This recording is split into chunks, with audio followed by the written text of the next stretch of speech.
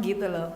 Allah tuh tahu kok mungkin kita itu masih banyak doa-doa yang belum diijabah.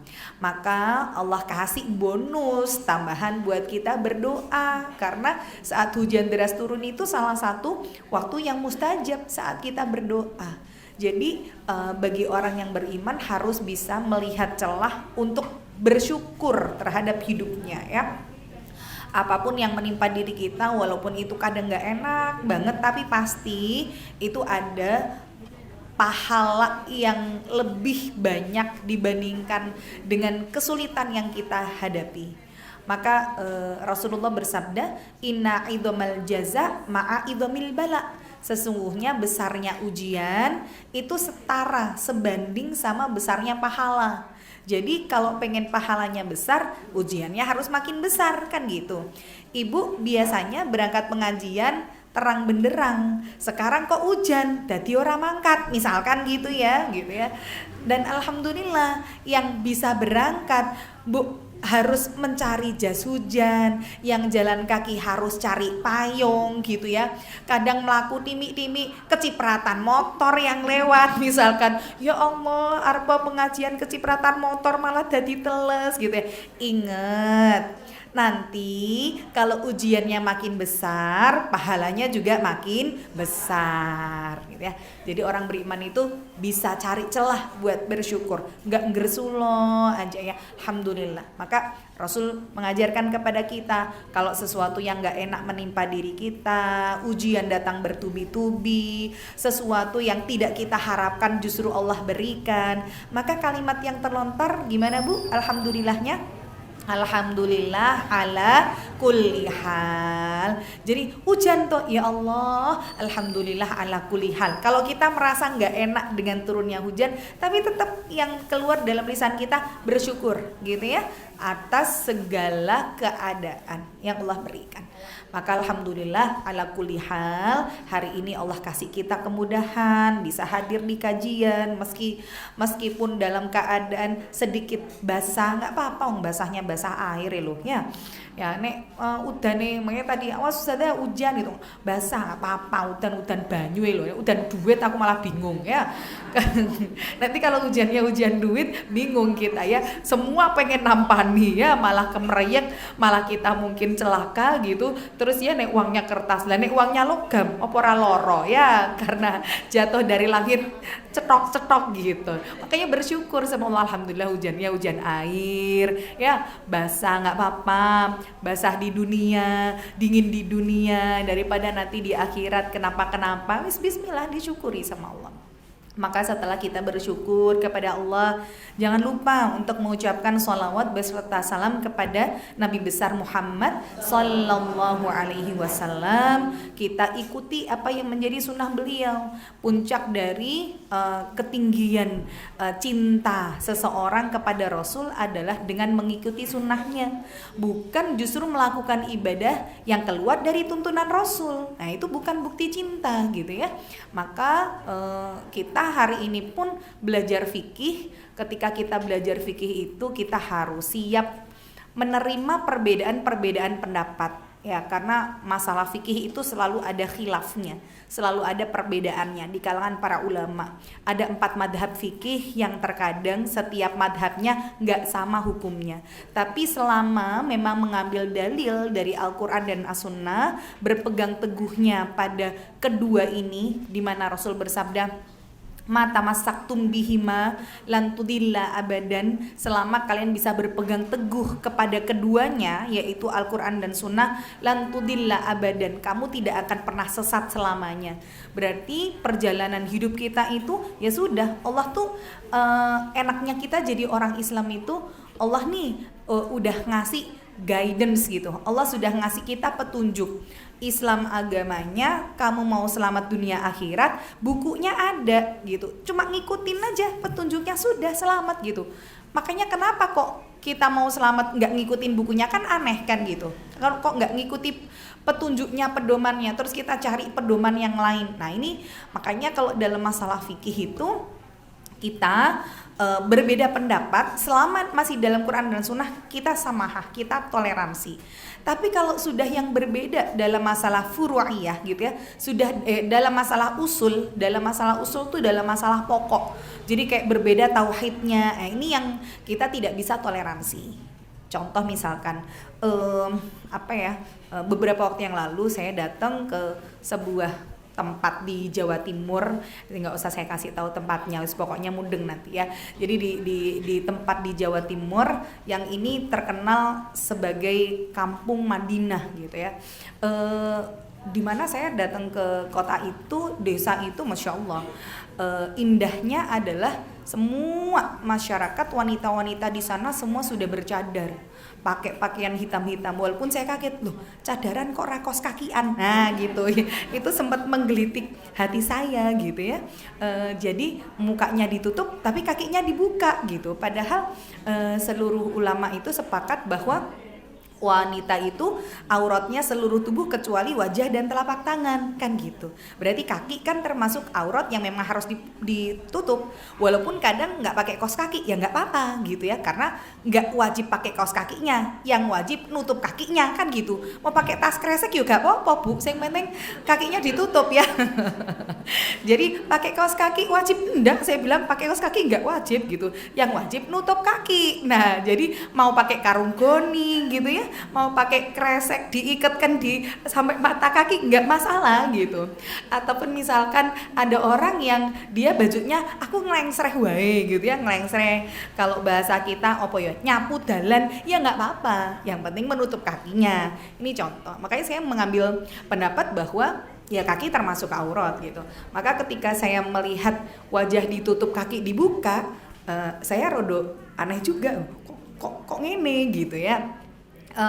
Tapi ternyata mereka memang dalam pemahaman wajah wajib ditutup, kaki sunnah ditutup. Nah itu salah satu pemikirannya. Ya sudah gitu ya, berbeda pemikiran nggak masalah.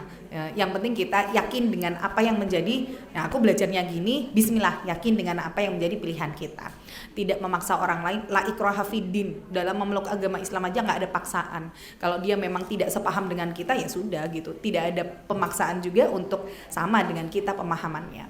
Tapi overall atau secara umum, secara global, saya sangat apresiasi dengan desa ini karena benar-benar semuanya itu sudah bisa teredukasi untuk menjalankan syariat. Bahkan saat adzan dikumandangkan dan iqomah, semua toko wajib tutup. Kalau nggak tutup itu nanti dihukum, jadi kayak ada polisinya. Dan itu satu desa, mau dia instansi pemerintahan, mau dia bank, mau dia makan yang di tempat, pokoknya iqomah dikumandangkan, yang lagi makan wis kon ngalih, pokoknya tutup kabeh tokone. Dan mereka punya peraturan kalau mau bikin usaha di situ harus taat sama aturan desa tersebut gitu. Nah ini yang bagi saya keren gitu ya, karena mampu merubah sampai satu desa gitu. Kemudian saya memang datang mengunjungi untuk melihat lebih jauh bagaimana mereka caranya bisa merubah satu desa, sampai akhirnya pemikiran atau akidahnya seperti apa, fikihnya seperti apa, supaya tidak jadi dhon, supaya tidak jadi sebuah prasangka buruk. Maka saya datang untuk ya ibaratnya kayak tabayun dari yang ada di situ secara langsung.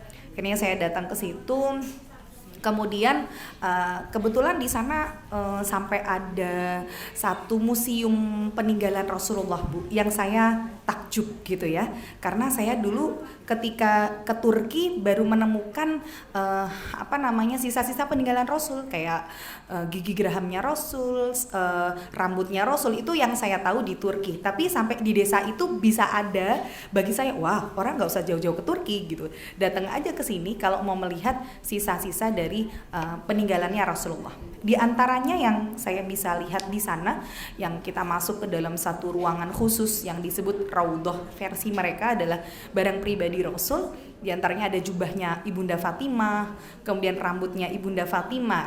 Rambut Ibunda Fatimah hanya boleh dilihat oleh perempuan saja, karena ini pembelajaran buat ibu-ibu yang sisiran rambutnya suka rontok ya. Jadi rambut kita yang sudah terlepas dari kepala kita walaupun sudah nggak di kepala, rambut itu tetap aurat, Bu. Ya, jadi kalau ibu rambutnya rontok, terus kayak cuma diuntel-untel dibuang ke sampah, itu masih aurat.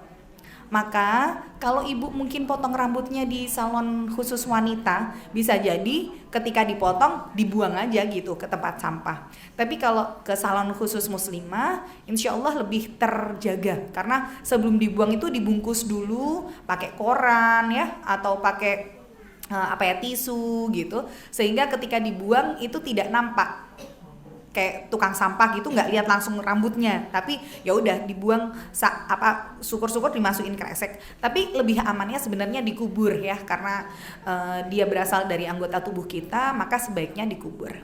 Nah ini makanya rambutnya Ibunda Fatimah juga hanya boleh dilihat oleh wanita karena tetap aurat. Kemudian ada rambutnya Rasulullah, ada darah bekamnya Rasul, ada keringatnya Rasul, sari keringatnya tuh masih ada, yang didapatkan dari ketika Rasulullah saat itu tidur, cuaca panas, kemudian di tikarnya itu membekas keringatnya dikumpulkan sama Ummu Sulaim, kemudian ditaruh di botol dan ini dicampurkan ke minyak wangi punya beliau, karena para sahabat mengatakan sungguh keringatnya Rasulullah itu lebih harum daripada minyak wangi kasturi. Nah itu para sahabat berbicara seperti itu, makanya Ummu Sulaim menjadikan keringatnya Rasul itu dicampurkan sama minyak wangi beliau. Nah ini sisa keringatnya tuh masih ada di situ. Dan salah satunya lagi ada terompah atau sendalnya Rasulullah. Nah sendalnya Rasulullah yang terbuat dari kulit. Nah ini saya mau membahas sedikit ya.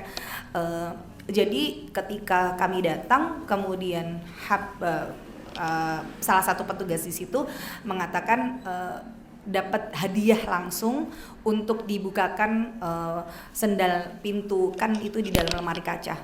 Dibukakan lemari kacanya, silahkan mencium sendal Rasulullah, silahkan memegang, dan silahkan bertabaruk dengan sendalnya Rasul. Tabaruk itu minta berkah, jadi kayak ngalap berkah dari sendalnya Rasul. Nah ini poin ini sebenarnya yang saya bahas gitu ya. Jadi saya meyakini bahwa orang yang sudah meninggal, karena mereka memang yakinnya bahwa Rasulullah belum wafat. Nah ini yang saya tidak sepemahaman gitu ya.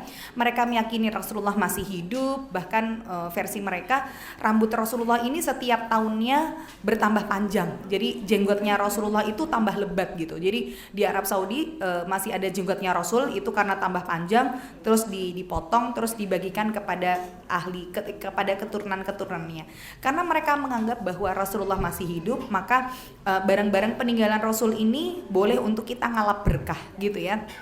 Jadi saya ketika dibukakan ini gitu ya, silahkan memegang, mencium, boleh nangis, ibaratnya gerung-gerung, pokoknya sepuasnya gitu. Ya saya menghormati ketika diberi hadiah, saya menyentuh, saya mencium. Tapi dalam poin silahkan bertabaruk, saya enggak.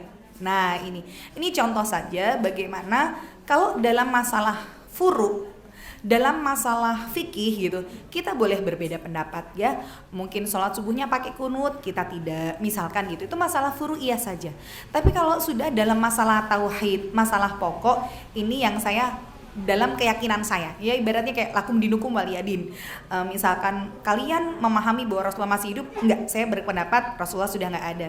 Kalian berpendapat bahwa Rasulullah bisa dijadikan sarana untuk meminta berkah ataupun menjadikan Rasulullah itu sebagai sarana untuk terkabulnya doa kita, bagi saya tidak, karena Rasulullah sudah wafat dan tidak boleh kita bertawasul dengan orang solih yang sudah meninggal sekalipun itu Rasulullah.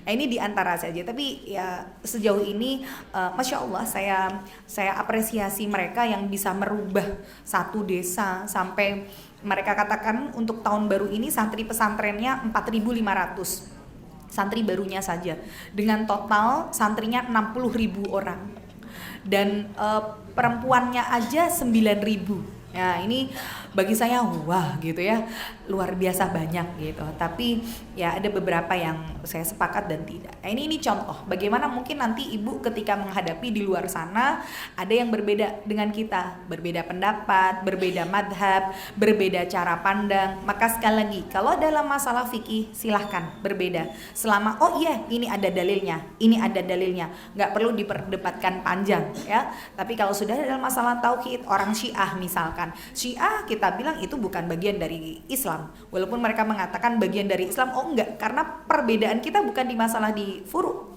bukan di masalah fikih, tapi kalau sudah syiah itu masalahnya adalah tauhid, masalah pokok gitu ya. Yang ini kita nggak bisa untuk sepakat dalam hal-hal seperti ini. Nah, maka ketika ibu belajar fikih, sekali lagi tolong dilapangkan hatinya ya, tolong diluaskan lagi pemikirannya bahwa aku kok belajar sama ustadz ini gini ya gitu, kok belajar sama ustadzah ini begini gitu. Ya memang namanya fikih selalu ada perbedaan pendapat ya. Maka insya Allah untuk Ramadan ini kita full libur di bulan April. Jadi terakhir kita masuk kajian insya Allah di tanggal 30 Maret itu Kamis kelima. Jadi saya mengisi Kamis 1, 2, 3, dan 5. Nah ini saya coba musyawarahkan karena memang dari panitia menghendaki kita belajar fikih puasa. Apakah memang bisa dibahas, walaupun ini secara rutin ya kita bahas setiap tahunnya, tapi untuk mengingatkan kembali maka tidak masalah, mungkin kita bahas secara ringkas yang penting-pentingnya saja mungkin di pertemuan terakhir atau sebelum puasa boleh. Nah ini insya Allah kita masih ada fikih, kemudian pekan depan insya Allah tazkiyatun nafas, pekan ketiganya insya Allah sirah sahabiyah, keempatnya Ustadz Zaki tafsir, kelimanya mungkin kita bahas fikih puasa, dan bulan April kita full libur insya Allah. Begitu Ibu. Nah hari ini kita bahas lagi, kita sampai kepada pembahasan sholat ya.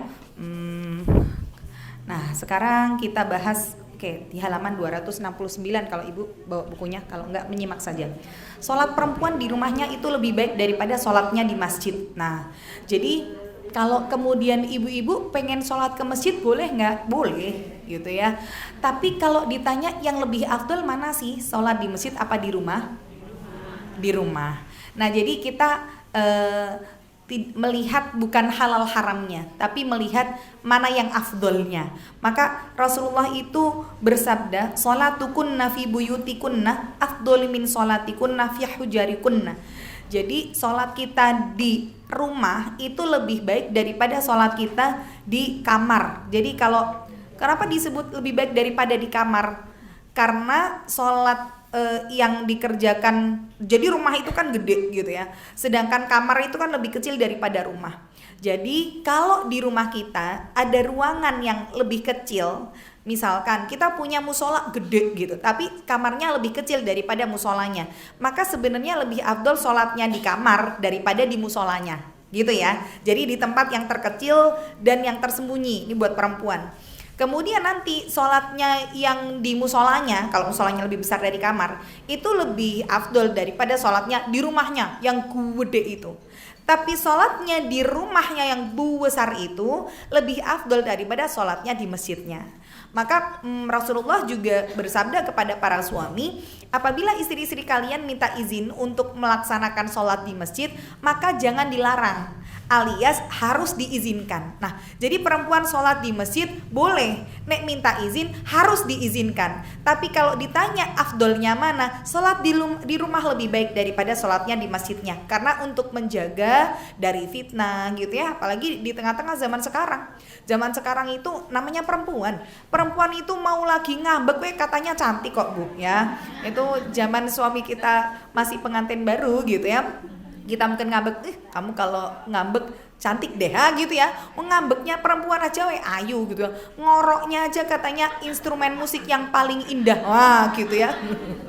Katanya udah bosen sama instrumen musik yang indah-indah. Ngoroknya istri itu instrumen yang paling indah daripada apapun gitu ya.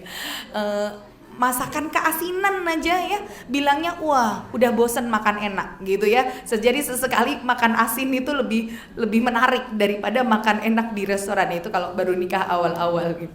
Nah jadi memang perempuan itu mau dilihat dari apapun itu selalu menarik. Maka kalau kemudian ke masjidnya itu membawa kepada fitnah, lebih baik nggak usah ke masjid. Maka contoh nih misalkan ke masjidnya gimana? Pakai mukena sing kembang setaman. Wah, dari atas sampai bawah kembang kabeh. Ataupun mungkin model Krisdayanti. Ya, saya ingat beberapa tahun yang lalu kayaknya lagi ngetren mukena model Krisdayanti. Gimana, Bu? Kayak nenek apa ya? Ya, kanan kirinya tuh kayak ada tutupannya apa sih, ya gitulah pokoknya. Mukena model itu. Terus 2 tahun yang lalu kayaknya yang lagi ngetren mukena Syahrini. Nah, ya. Mukena Syahrini itu ya Allah. Kalau nggak salah harganya 5 juta. Itu aja PO, maksudnya pesen itu jauh-jauh hari. Itu sampai PO-nya belum habis saja udah full kuotanya gitu ya. Nah, itu kan ada tulisannya SYR, nah gitu ya. Saya tuh khawatir gitu loh. Kadang-kadang ibu-ibu sekarang itu ya insya Allah kalau ibu-ibu pengajian sini enggak lah gitu. Yang di sana tuh yang jauh ya. Kadang tuh kita pakai baju menutup aurat itu bukan memperhatikan aspek syar'inya, tapi lebih kepada trennya, terus mereknya gitu ya. Yang biasanya kan sekarang tuh merek tuh gudi-gudi gitu loh Bu, ya nggak Bu? Jadi misalkan ruko gitu, tulisannya gudi gitu, nah nggak usah dilanjutkan ya. Bu Ari loh ya. Ya misalkan itu kadang saya tuh ngeliat ibu pakai jilbab gitu, ini tulisan kuabe saat gini, saya kok mikir ya Allah ini tulisannya gudi-gudi nih. Saya tuh kadang ada kerudung ada mereknya agak gede aja, aduh iki piye diilangi carane gitu karena rodok malu gitu. Ini sekarang enggak malah ditampilkan karena memang loh sing larang iki nih, gitu kan orang akhirnya gitu. Mosok diilangi sing gawe larang tulisane gitu. Nah, saya khawatir ketika kita ke masjid tidak memperhatikan aspek syar'i, justru malah menimbulkan fitnah. Mungkin tadi dengan mukena yang mahal gitu ya, mungkin dengan wewangian, arep ning masjid wedaan moblong-moblong gitu ya, supaya nanti bisa selfie cantik. Nah, ini saya khawatirnya begitu. Makanya wis lebih baik di rumah aja lah sholatnya kalau menimbulkan fitnah. Apalagi sekarang Masjid Syekh Raya Zayed, Syekh Zayed sudah dibuka ya per 1 Maret kemarin. Itu saya khawatirnya orang kan pertama kali dibuka kemarin saat sholat subuh, banyak yang sholat subuh. Ya mudah-mudahan gitu loh. Ini menandakan bahwa Islam akan bangkit karena Rasul bersabda ya, Islam itu akan menang kalau jumlah makmum di sholat subuhnya sama dengan jamaah di sholat Jumatnya gitu. Nah kemarin sholat subuh wakeh banget di Masjid Syekh Raya Zayed. Mudah-mudahan sih ini sebagai tonggak Islam akan jaya kembali gitu. Bukan hanya sebagai sarana buat ayo neng masjid iso selfie, iso posting di status, bisa ngebikin IG story. Nah itu loh, kalau misalkan ke masjidnya kita justru malah bikin tambah dosa, malah bikin banyak fitnah, udah mendingan gak usah ke masjid. Buat perempuan loh ya, kalau laki-laki tetap ya. Maka yang sulit itu jaga niatnya, itu yang sulit. Kita mau berangkat ke masjid gampang-gampang aja, tapi ngejaga keikhlasan kita buat ke masjid niatnya ikhlas lillahi ta'ala itu yang berat ya. Apalagi kalau misalkan nanti awal tarawih tuh rata-rata mungkin orang hari ini sudah mulai PO mukena gitu ya. Mukena hari ini tuh kebanyakan tidak lagi diperhatikan aspek syar'i, tapi nek dinggo ketok ayu. Nah itu sekarang masalahnya ya. Jadi mulai dari bahannya yang silky lah ya, yang apa segala macam. Contoh karena saya melihat fenomena sekarang aja ya. Misalkan ada orang yang pipinya nyempluk misalkan gitu ya. Terus inovasinya adalah mukena pakai pet antem alias anti tembem, nah gitu ya. Karena sekarang namanya adalah pet antem Bu ya, pet anti tembem gitu. Karena memang kebanyakan ketika sholat itu banyak yang jadi selfie, kemudian di post sehingga mereka pengennya nek nganggo ruko, yo tetap ayu gitu, ora ketok nyempluk gitu. Padahal kadang yang ngikutin tren itu belum tentu yang sesuai dengan syariat. Contoh misalkan kekurangan pet antem gitu ya. Itu pertama, ketika kita bersujud kan harus ada 7 anggota tubuh yang menempel. Di antaranya adalah dahi kan gitu ya. 7 itu 2 telapak tangan, kemudian 1, 2 telapak tangan, 3, 4 bagian lutut, kemudian 5, 6 bagian jari jemari kaki. Yang ketujuh Rasul katakan jabahah. Jabahah itu sebenarnya dahi, tapi Rasul nunjuknya ke hidung, padahal hidung itu anfun, tapi Rasul mengatakan jabhah gitu sambil nunjuk hidung. Berarti kesempurnaan sujud seseorang adalah ketika hidungnya bisa nempel di tempat sujud. Tapi kalau nggak bisa nempel, mungkin pesek gitu ya, nempel-nempel ke ono tulangnya gitu ya, nggak bisa, udah gini juga nggak bisa nempel hidungnya. Atau mungkin pakai kacamata sehingga terhalang. nggak apa-apa hidungnya nggak nempel atau mungkin takut kehirup debu, yang penting dahinya nempel. Nah, ketika dahi menempel dengan sempurna dengan tidak ada alas yang menutupi, itu lebih sempurna daripada yang ketutupan. Maka kalau petnya antem, otomatis begini gitu ya, petnya itu jadi alas untuk dahi kita bisa menempel langsung ke tempat sujud. Nah, ini salah satunya mengurangi dari kesempurnaan sholat kita. Kemudian biasanya pet antem itu dia kan nggak rapet ya, kan, maka harus pakai ciput kan biasanya gitu. Kalau nggak pakai ciput akhirnya kan rambutnya keluar, padahal rambut aurat. Bagaimana kemudian kita dalam kondisi sholat kok auratnya tampak? Kemudian kalau saya bilang mukena zaman dulu lebih aman, karena pertama rata-rata mukanya karetan. Jadi dikaretin. Kenapa dikaretin? Memang ketok jadi nyempluk karena bunder gitu ya. Tapi itu lebih aman karena satu, dia ngejaga supaya rambut tidak keluar, dikaretin. Yang kedua, otomatis jidat kita itu dengan leluasa bisa langsung nempel tanpa ada penghalang. Ini. Kemudian mukena zaman sekarang, nggak usah zaman sekarang nih. Rata-rata nih yang di bawah dagu tuh suka udah nggak ada kain yang segitiga di bawah dagu gitu loh Bu ya. Kadang kita tuh dulu nggak mudeng iki opo sih fungsinya terus disilak kayak gini. Padahal itu segitiga di bawah dagu memang dirancang buat nutupin dagu. Karena bagian bawah dagu itu termasuk aurat. Karena dia tidak termasuk bagian wajah kan gitu.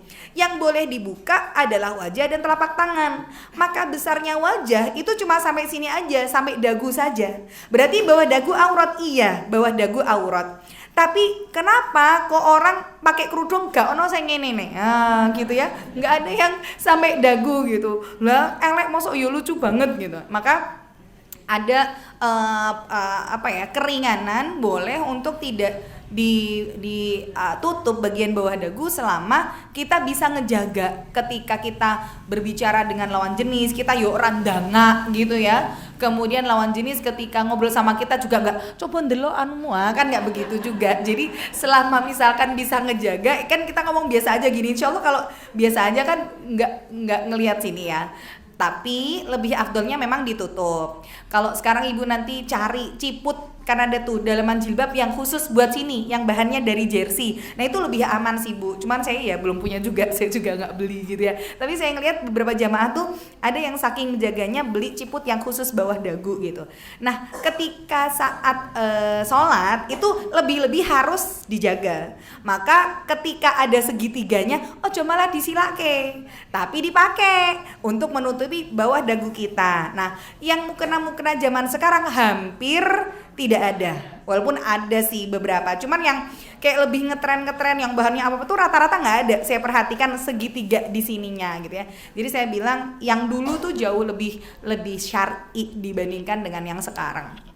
Lagi misalkan kayak di tangan gitu kan, tangan itu dulu ada cincinnya, biar ketika kita sujud itu tidak terhalang oleh mukena kita. Dan haram hukumnya kita itu sholat misalkan nggak pakai sejadah, terus kadang waduh iki kok lantainya ngeres. Ini biasanya kadang menjadikan mukena kita sebagai alas kita buat sujud.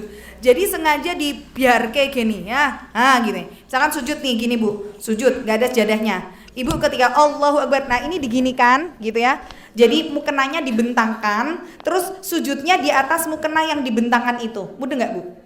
Nah, biasanya suka gitu. Kalau nggak bawa sejadah. Padahal haram hukumnya kita bersujud di atas sesuatu yang ikut bergerak dengan gerakan kita. Jadi kayak ruko, mukena, itu kan yang awak dewe gerak, dia ikut gerak. Berarti nggak boleh kita itu sujud di atas benda yang ikut bergerak kalau kita bergerak. Maka tidak boleh menjadikan satu alat sholat. Jadi rukoh itu kan pakaian sholat gitu ya. Nggak boleh menjadikan pakaian sholat kita sebagai alas untuk sholat kita. Karena itu memiliki dua fungsi. Jadi nggak boleh gitu ya. Berarti antara sajadah alas sholat sama pakaian sholat harus berbeda, harus terpisah. Walaupun kadang nggak ada sejadah, adanya bawahan misalkan gitu, karena kita di masjid umum Ya nggak apa-apa, ambil bawahan, ditaruh sebagai sejadah kita. Jangan rukoh kita dijadiin alas buat sujud kita, ya. Nah, ini jadi sebenarnya nanti dalam masalah pemakaian sejadah pun yang lebih afdol adalah diantaranya yang tidak bermotif. Jadi nek iso polos-polos. Kenapa? Setan itu pintar banget toh Bu, masuk buat godain kekhusyuan kita. Wong tadinya kita sholat pilihnya sajadah sing apik gitu. Tapi setannya datang tuh pada saat kita sujud, akhirnya memperhatikan kembangane ngono. Sesek iki kembangane kok beda yo kanan karo kiwa. Gitu ya. Iki sing kanan abang, sing kiwa kok ijo gitu. Wah iki cacat ketok sesuk tak balikke karo bakule. Itu kepikir itu pada saat sholat gitu ya. Makanya lebih afdol cari yang polos-polos aja lah ya. Kemudian makruh juga sebenarnya kalau tidak ada masalah dalam visi kita, sejadah yang terlalu empuk itu juga makruh walaupun tidak sampai pengharaman ya. Kenapa kok makruh? Kan sekarang banyak tuh ya sejadah mentul-mentul gitu, empuk epol gitu, jadi sponnya tuh bisa 10 cm gitu. Nah, kenapa dimakruhkan? Karena akan menghalangi dari anggota tubuh kita langsung menempel di tempat sujud. Itu yang menjadi makruhnya tuh di situ. Karena kan sebenarnya lantai itu kan sudah tempat sujud kita. Ketika dialasi dengan sajadah, berarti kan lebih terhalangi dengan penghalang yang begitu tebal untuk bisa sampai ke tempat sujud gitu ya. Walaupun kalau misalkan kalau nggak yang empuk sakit kakinya, karena biasanya kan memang orang sudah berumur itu rata-rata kan di kesehatan kaki ya, duduk tawaruk aja ya Allah wes ngenang ini karena saking tidak kuatnya gitu. Maka boleh untuk alasan-alasan kesehatan, tapi selagi kita mampu hal-hal seperti itu dihindarkan. Nah jadi tadi kalau mau ke masjid boleh, tapi hindarkan dari segala macam fitnah. Kemudian mau di masjid itu sudah komat, nggak boleh perempuan itu lari. Tetap jalan ya, jalan dengan lebih cepat, bukan lari. Karena nek melayu ki ya semua itu Bu, apalagi kalau ada orang laki-laki gitu ya, maka resiko mungkin auratnya tersingkap, resiko ya engko ketok wah nek melayu lucu ya ginu misalkan gitu kan, jadi fitnah ya. Dan perempuan itu sebenarnya kalau mau ke masjid berada di belakang laki-laki jalannya, jadi bukan perempuan di depan. Karena kalau perempuan di depan itu ya ketok ting ting ting ting gitu ya, jalannya kanan kiri gitu. Nah itu ketok ya. Jadi lebih baik sholatnya kalau mau berjalan di belakang para laki-laki. Nah ini diantaranya. Maka kalau misalkan nih oke wes bismillah gitu, daripada nek aku gak iso jogo seko fitnah, aku tak sholatnya neng omah wae. Oke, ibu memutuskan untuk sholat di rumah. Ketika sholat di rumah, nah ini afdolnya sholat sunnah bagi laki-laki itu bukan di masjid, tapi di rumah. Jadi kalau misalkan laki-laki mau ke masjid, sholatnya wajib saja.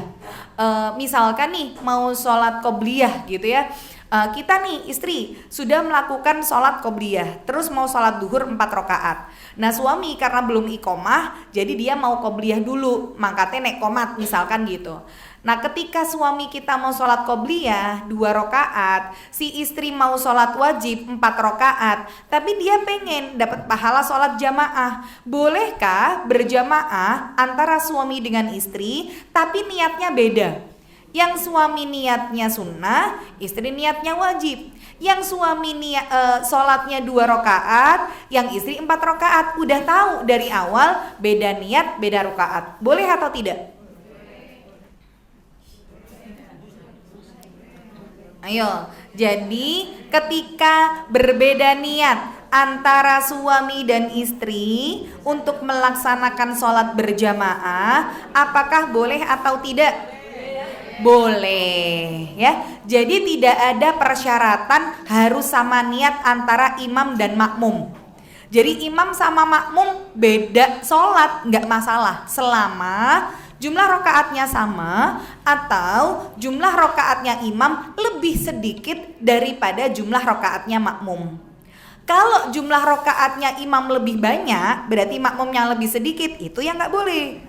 Jadi kalau misalkan nih, kan imamnya rokaatnya 2, terus makmumnya rokaatnya 4. Kemudian ketika imamnya di rokaat kedua salam, kita kan masih nambah lagi rokaat ketiga. Maka makmum seperti makmum masbuk, nggak masalah. Tapi nek kuale gitu ya, imame papat, makmume loro. Lah mosok di rakaat kedua makmume salam, imame masbuk jadinya. Nah, maka kalau jumlah rakaatnya imam yang lebih banyak dari makmum, ini yang tidak diperbolehkan.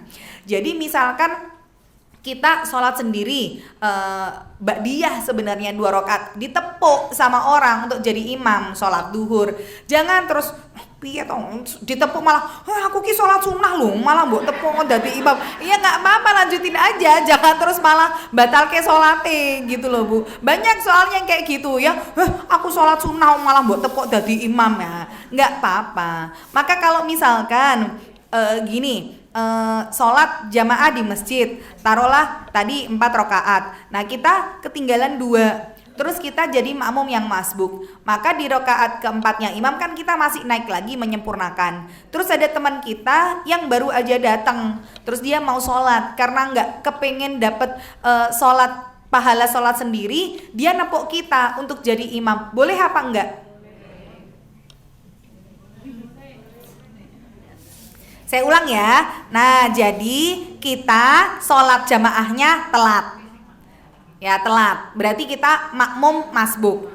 Kemudian di rakaat terakhir imam salam, kita masih naik lagi untuk menyempurnakan rakaatnya. Teman kita baru datang, karena dia pengen dapat pahala jamaah, kita ditepuk, didaulat untuk jadi imam jamaah sama dia. Boleh atau tidak?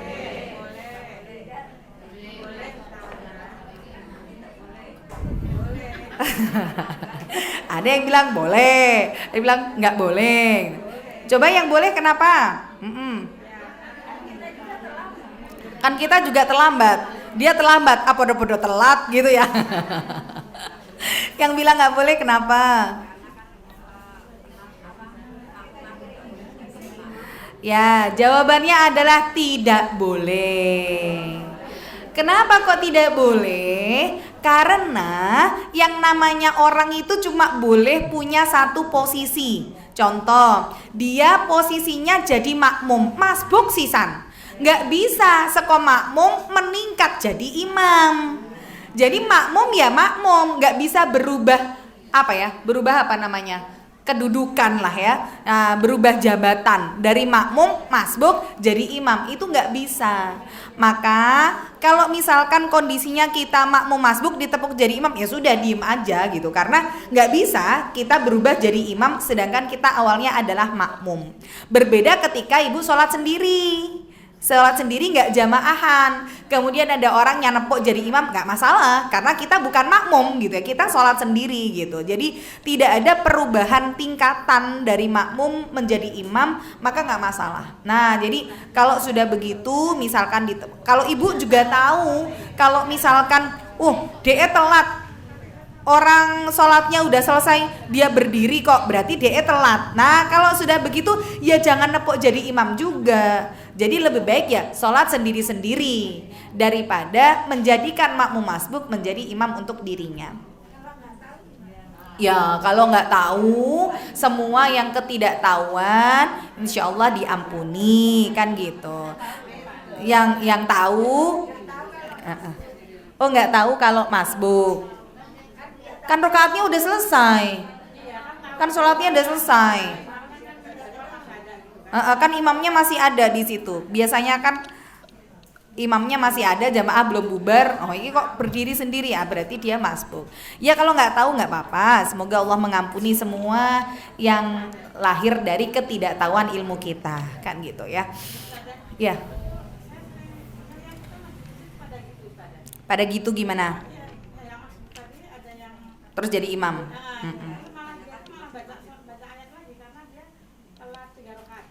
Nah, itu kan karena nggak tahu ya. Nah, suruh ngaji, biar tahu. Nah, jadi dalam masalah sholat aja yang ngaji sama nggak ngaji kan beda ya. Walaupun sama-sama sholat, artinya memang ya harus belajar. Tapi ketika ada orang yang nggak mau belajar, alasannya mau aku nek ngaji, engkau dadi ngerti nek iki raito, timbangnya malah aku dadi dosa. Mending aku orang ngaji, orang ngerti, orang dosa. Nah, itu yang salah ya. Jadi nggak mau ngaji dengan alasan biar nggak tahu hukum, terus nggak tahu hukum akhirnya jadi nggak dosa. Ya, padahal sekarang semua akses untuk kita mencari ilmu udah gampang banget gitu ya. Sampai ada dalil fas'alu Google in kuntum la ta'lamun gitu ya. Kalau di dalam Al-Qur'an fas'alu ahla dzikri gitu ya. Bertanyalah kepada orang yang lebih tahu kalau kalian tidak tahu. Kalau sekarang enggak, Bu, dalilnya fas'alu Google gitu ya. Kita tanya sama Google. Google tahu apa saja gitu ya yang ingin kita tanya gitu. Nah, jadi udah ada Google gitu ya. Masa nanti kalau kita bangkit di hadapan Allah, kan aku nggak tahu hukumnya ya Allah, kamu kemana aja gitu. HP-mu aja mahal, canggih ya. Golek apa wae iso, bisa-bisanya nggak tahu hukum gitu. Nanti kita dibantah sama Allah. Jadi jangan kebanyakan alasan untuk kita tidak tahu hukum. Ya belajar, walaupun telat nggak masalah.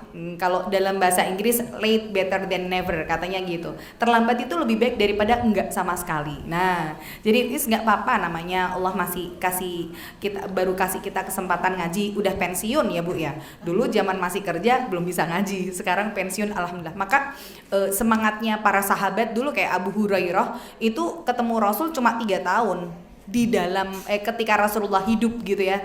Jadi Abu Hurairah itu masuk Islam saat usia Rasul 60 tahun.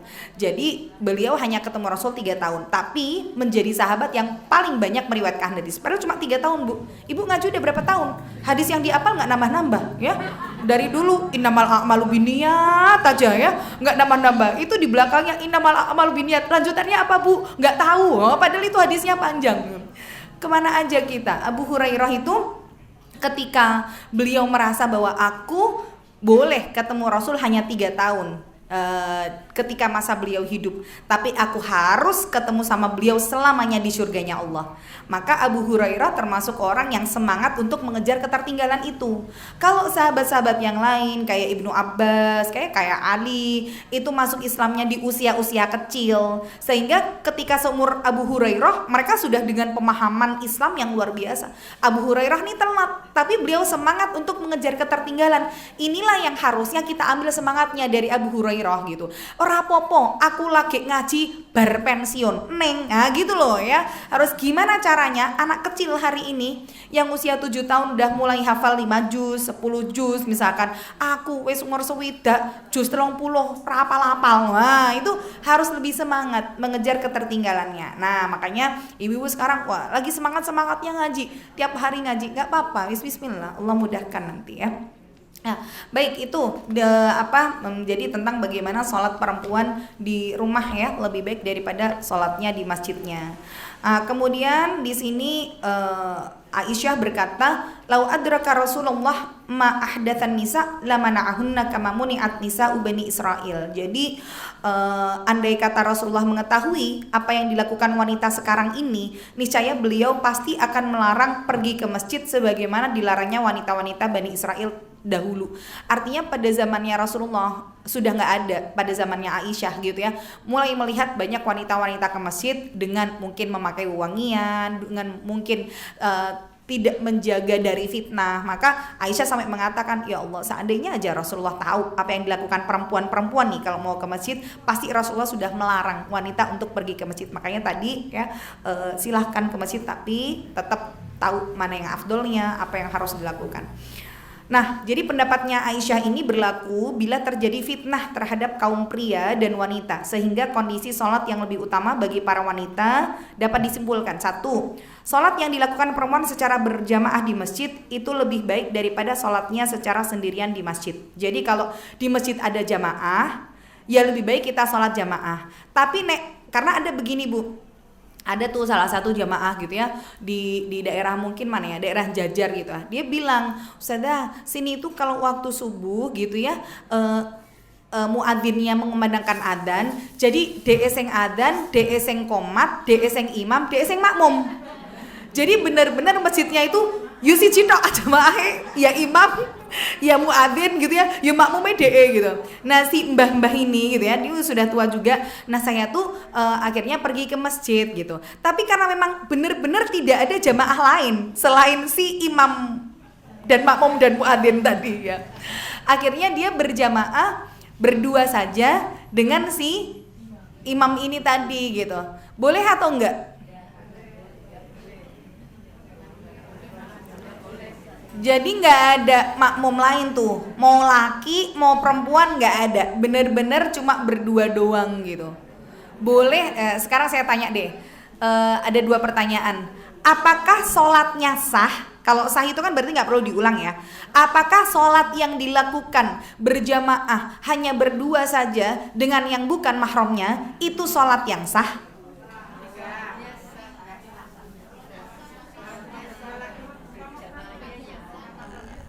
Sah atau tidak? Kalau sah itu berarti nggak perlu diulang. Sholatnya sah atau tidak? Sah. Sholatnya sah. Tapi ketika dia berjamaah dengan yang bukan mahramnya, berarti dia berikhtilat atau bercampur ya antara laki-laki dan perempuan dalam satu ruangan. Meskipun gak ngopo-ngopo. Jangan terus aku ki mbok wong loro ning ra ngopo-ngopo. Iya wong sholat gitu loh. Tapi karena ikhtilatnya itulah dia berdosa. Dadine sholat ning dosa. Ah piye Bu? Ya. Sholat nggak perlu diulang, tapi berdosa karena perbuatannya.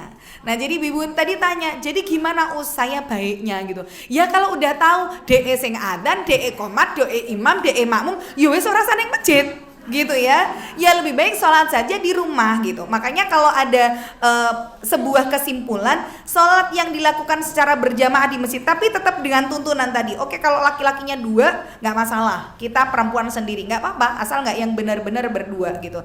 Kalau kita melakukan sholat pengen neng masjid, tapi masjidnya wes rampung, berarti kita sholat sendirian di masjid. Ya lebih baik kamu ke masjid dalam kondisi sholat berjamaah daripada kamu sholat ke masjid tapi sendirian.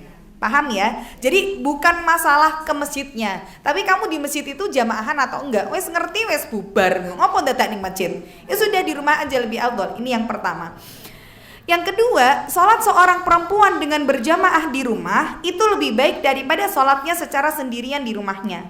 Makanya tadi kalau misalkan mungkin kita punya suami gitu ya yang mengerjakan sholat sunnah, nggak apa-apa, silahkan ibu jamaahan sama suami yang niatnya sholat sunnah lebih baik daripada kita sholat sendirian gitu loh. Maka ketika misalkan kita punyanya anak laki-laki tapi anak laki-laki kita belum balik, maka kan anak laki-laki itu saat dia mau pergi ke masjid, terutama di waktu maghrib ya, maghrib itu jangan sendirian karena memang di situ pergantian jin setan itu makin bertambah kuat mulainya dari maghrib. Maka kalau anak-anak kita yang kecil-kecil itu mau pergi ke masjid, lebih baik harus ada orang dewasa yang menyertai. Kalau cuma sendiri jangan disuruh ke masjid Bu, rawan. Makanya kalau misalkan ayahnya belum pulang, udah ajak jamaahan sama ibu. Nah kalau usianya tamyiz, jadi tamyiz itu belum balik dia, tapi dia sudah bisa membedakan antara yang baik dan buruk. Jadi usia 7 tahun, 8 tahun itu anak usia tamyiz namanya. Maka posisikan cucu kita, nah, biasanya putune karo baik pinter putune, ya nggak Bu? Ya, putune was hafal juz 30, baik kan dek ben anaba ora hatam-hatam, ora apal-apal maksudnya ya. Jadi nek gitu, wes le anu kowe wae sing dadi imame mbah, nggak masalah. Jadi boleh anak usia tamyiz itu dijadikan imam. Dan memang anak usia segitu harus sudah mulai diajarkan menjadi khalifatun fil ard, menjadi pemimpin di muka bumi. Contoh Bu, kalau kita punya anak gitu ya, kalau beda sih antara anak laki sama anak perempuan. Kalau anak perempuan itu dia tidak dibiarkan memilih, tapi dia dipandu. Kalau anak laki misalkan milihin baju gitu ya, Bunda mau ambil baju, ambil aja di lemari kamu yang mau pakai yang mana gitu. Tapi kalau anak perempuan dipilihkan sama ibunya karena memang dia harus dipandu. Makanya jangan heran kalau punya anak perempuan ki persis mboke ngono. Dari cara jalan, cara berpakaian, karena memang harusnya dia punya role model, dia punya panutan untuk dia ikuti. Ibu tuh jadi role model buat anaknya. Tapi kalau laki-laki enggak gitu ya. Misal nih anak usia 5 tahun, contoh 4 tahun 5 tahun, misalkan minta uang jajan, Bunda minta uang jajan ya, misalkan gitu. Oke, dikasih 5.000, yang 3.000 buat sedekah ya nanti di sekolah, yang 2.000 buat jajan pulang sekolah. Jadi kalau anak 5 tahunan antara 2 sampai 5 itu cara ngasih uangnya ditoke, ini buat ini buat ini. Tapi kalau sudah usia 7 tahun, 8 tahun sampai 10 tahun sampai remaja, itu caranya sudah bukan nyok tak kasih 10.000, ini buat enggak, tapi dia disuruh bikin proposal. Jadi kayak misalkan Oke, kebutuhan kamu dalam 1 minggu apa Le gitu. Pengen beli pensil, pengen beli ini, beli ini. Coba ditulis kebutuhannya. Berapa nominal semuanya di total. Nanti serahkan sama ibu. Nanti ibu ngeliat nih, misalkan oke, ini nggak penting, ini nggak penting, ini nggak penting. Jadi dari total misalkan kamu butuh 50.000, mungkin yang ibu setujui cuma 20.000. Jadi dia bikin anggaran gitu loh. Dia sudah diajarkan untuk jadi pemimpin dulu. Maka kalau sampai anak usia 10 tahun dia sudah diajarkan untuk bisa mengorganisir, memanage dirinya sendiri, ngecake duit 50.000 nggo apa wae, insya Allah usia 20 tahun, 25 tahun jadi wali kota, dapat dana 1 triliun, itu udah nggak pusing Bu.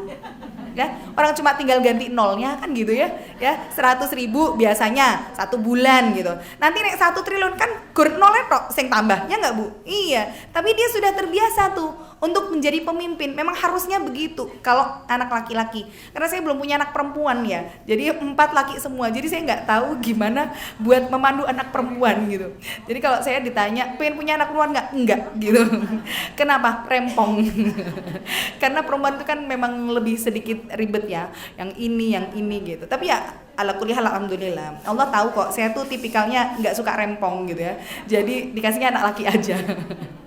Nah, ini contoh. Maka kalau sudah usia tamyiz tadi, tidak harus sampai akil baligh, anak tuh boleh dijadikan imam. Apalagi kalau laki, memang harus untuk disuruh gitu. Muna nggak bisa, udah nggak apa-apa. Baca apa aja yang kamu bisa, kamu hafal. Sekedar kul huwallah kayak Al-Kausar nggak masalah. Yang penting dia berani dulu untuk memimpin ibunya gitu ya.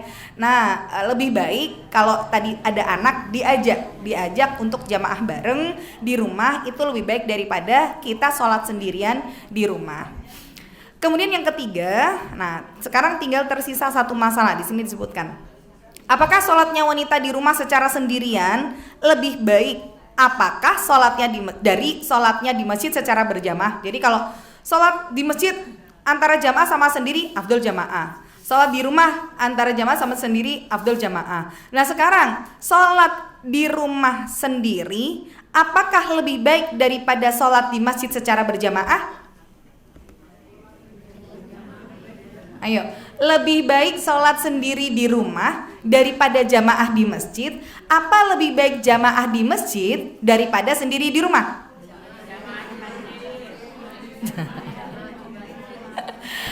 Maka di sini jawabannya, pendapat yang kuat menegaskan bahwa sholatnya seorang wanita secara sendirian di rumahnya lebih baik daripada keluarnya dia dari rumah pergi ke masjid untuk menunaikan sholat berjamaah.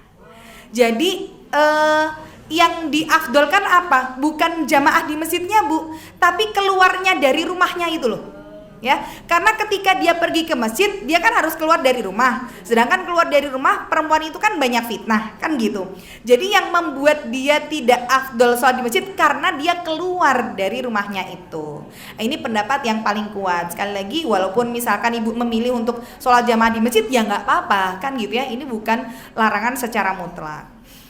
Kemudian, nah misalkan begini Bu, apabila ada seorang wanita keluar dari rumahnya terus pergi ke rumah wanita lainnya, misalkan podo-podo rondone, sama-sama janda misalkan, sama-sama di rumah ijen gitu ya, nggak ada temen, terus dia aduh neng masjid ki isin misalkan gitu, akeh wong lanang, wes lah awak dewe jamaah wong loro neng omahmu wae ya, gitu ya. Jadi dia keluar dari rumah untuk berjamaah dengan wanita, tapi keluar dari rumahnya. Nah, maka lebih afdol dia di masjid apa di rumah temannya?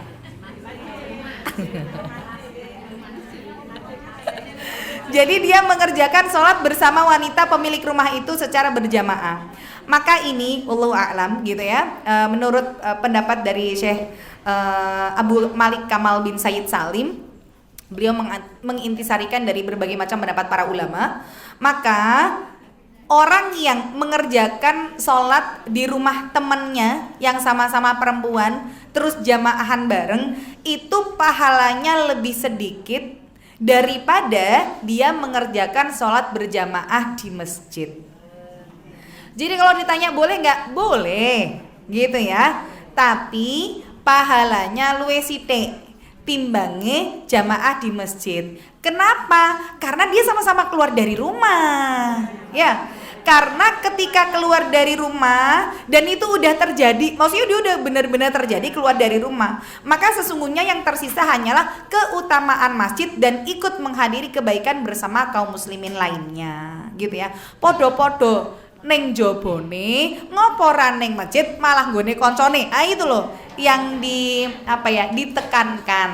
Nah, jadi dari permasalahan-permasalahan ini insya Allah ibu-ibu sudah mulai bisa ngambil ininya ya, mana yang afdolnya ya gitu. Artinya tadi larangannya tidak secara mutlak, tapi tentu ada yang lebih utama untuk kita lakukan. Yang satu nggak keluar rumah, yang diparani orang keluar rumah, sing metu temennya yang satu kan keluar rumah gitu ya. Iya. Baik, itu ya mungkin yang kita bahas karena sudah jam 11 siang. Mungkin nanti kalau ada pertanyaan boleh kita sesi sharing. Dan insya Allah di waktu yang akan datang habis lebaran berarti ya Bu ya. Habis lebaran kita lanjutkan fikihnya kembali. Jadi April kita full libur. Nanti menyusul info apakah Mei sudah mulai masuk atau belum, karena kita itu lebaran sekitar tanggal 22 April. Jadi masih masa-masa biasanya ibu-ibu halal bihalal, masih mudik gitu ya, sehingga mungkin bisa jadi awal Mei belum mulai. Wallahu a'lam bishawab, sambil nanti kita infokan. Ini saja Ibu yang bisa saya sampaikan, mudah-mudahan ada manfaatnya. Kalau ada kebaikan semua datang dari Allah Ta'ala, ada keburukan semua datang dari saya. Sebelum ditutup ini ada pesan dari Ummu Nisa atau Ibu Tuti, minta didoakan dan diaminkan oleh para jamaah, semoga Allah segera sembuhkan ibu mertuanya yang bernama Ibu Warsiem. Iya, kita doakan bersama-sama ya, sejenak kita doakan Ibu Warsiem, semoga Allah segera angkat penyakit beliau, ditambah hujan tadi semoga menambah keberkahan dan menambah ijabahnya doa. A'udzu billahi minasyaitonir rajim. Bismillahirrahmanirrahim. Alhamdulillahirabbil alamin. Hamdan yuwafi ni'amahu wa yukafi'u mazidah. Ya Rabbana lakal hamd kama yanbaghi li jalali wajhikal karimi wa 'azimi sultanik. Rabbana ighfir lana dhunubana ولإخواننا الذين سبقونا للإيمان ولا تجعل في قلوبنا غلا للذين آمنوا ربنا إنك رؤوف رحيم اللهم إنا نسألك الهدى والتقى والعفاف والغنى اللهم أصلح لنا ديننا الذي هو عصمة أمرنا وأصلح لنا دنيانا التي فيها معاشنا وأصلح لنا آخرتنا التي إليها معادنا واجعل الحياة زيادة لنا في كل خير واجعل الموت راحة لنا من كل شر اللهم لا تزغ قلوبنا بعد إذ هديتنا وهب لنا من لدنك رحمة إنك أنت الوهاب ربنا أوزعنا أن نشكر نعمتك التي أنعمت علينا وعلى والدينا وأن نعمل صالحا ترضاه وأصلح لنا في ذرياتنا إنا تبنا إليك وإنا من المسلمين ربنا هب لنا من أزواجنا وذرياتنا قرة أعين وجعلنا للمتقين إماما اللهم رب الناس مذهب البأس اشفي أمنا ورسيم اشفي أمنا ورسيم اشفي أمنا يا رب لا شفاء إلا شفاؤك شفاء لا يغادر سقما اللهم رب الناس مذهب البأس أذهب البأس Ishfiha ya Rabb, ishfiha, ishfiha, la shifaa illa shifauka shifaan la yughadiru saqama. Allahumma rabbin nas mudhibal ba's, adhibil ba'sa ya Rabb, adhibil ba'sa li ukhtina umma warsim, ishfiha, la shifaa illa shifauka shifaan la yughadiru saqama. Subhana rabbika rabbil izzati amma yasifun wa salamun alal mursalin walhamdulillahi rabbil alamin. Thumma assalamu alaikum warahmatullahi wabarakatuh. Saya rasa kepada Ustaz Evi yang telah menyampaikan materinya di pagi hari ini. Semoga